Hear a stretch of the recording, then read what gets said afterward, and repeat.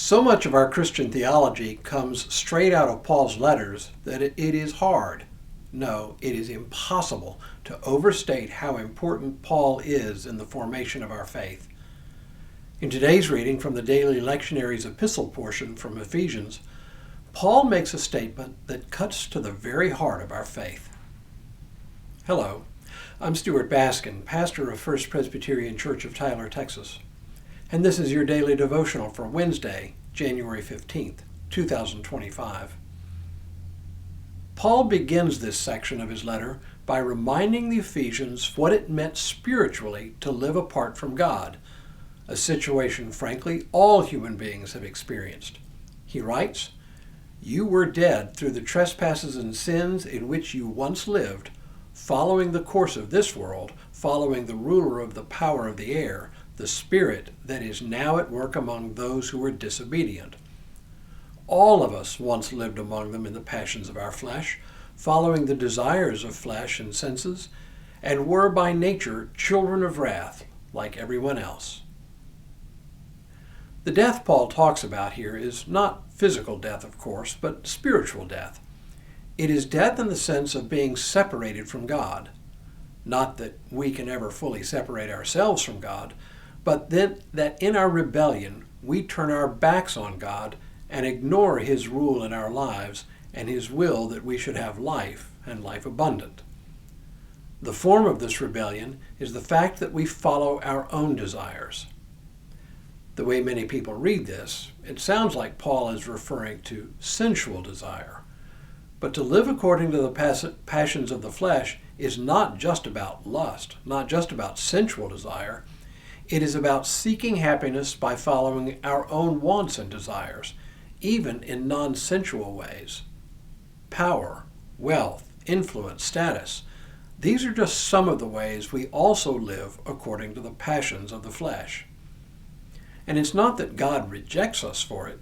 It is that we reject God and God's will for our lives. We behave like children who think they know what will bring them happiness, and who do not know or understand the future consequences of their present actions. Paul continues by turning from our human rebellion to God's mercy, which is infinitely greater than all the unfaithfulness we can muster. He writes, "But God, who is rich in mercy, out of the great love with which He loved us, even when we were dead through our trespasses, made us alive together with Christ.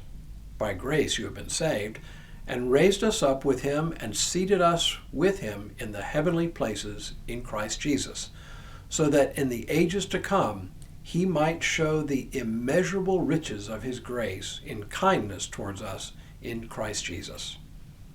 In other words, no matter how deep our rebellion, God's mercy is greater still. Indeed, even when we are spiritually dead, our backs turned to God, God acts decisively to reorient us, taking us by the shoulders, as it were, and turning us around and showing us what His mercy is all about. And now Paul gets to his real point, which just flies in the face of what so many people believe. Many believe that in order to be saved, they have to earn their salvation by heroic good works, by living a certain kind of righteous life. All this does, Paul says, is puff people up, and they are actually worse off. No, we don't save ourselves by our good works and self-righteous living. We are saved only by the grace of God.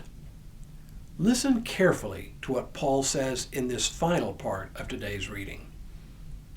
"For by grace you have been saved through faith, and this is not your own doing. It is the gift of God, not the result of works, so that no one may boast.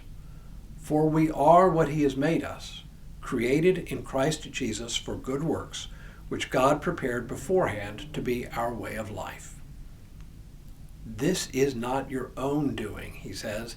It is the gift of God, not the result of works, so that no one may boast. You know people, and I do as well, who are absolutely puffed up by their belief that they are morally superior because they are Christian believers.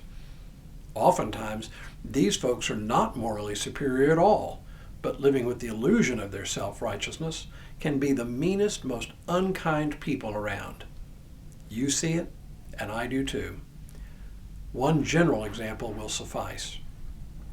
I have a daughter who used to work in retail and often had to work on Sundays. She said that the Sunday after church crowd, identifiable by their Sunday go-to-meeting clothes, were the rudest, most demanding customers that they would see all week. I've asked restaurant workers who also work Sunday lunch and many of them say the same thing. There is something destructive about a faith in which people are led to believe that they are morally superior. But Paul cannot be more clear. Our salvation is not by our own doing, precisely so that we don't boast, precisely so that we don't become filled with a sense of self-righteousness. No, our salvation is completely, 100% a gift of God, given, not earned. Only when we acknowledge that great truth can we finally and fully live into the lives which we are called as Christian people to live. It's a lot to think about. Tomorrow, Paul urges the Ephesians to remember how they became part of God's household of faith to begin with. But for now, may God continue to bless you and keep you in all that you do this day and in all the days ahead.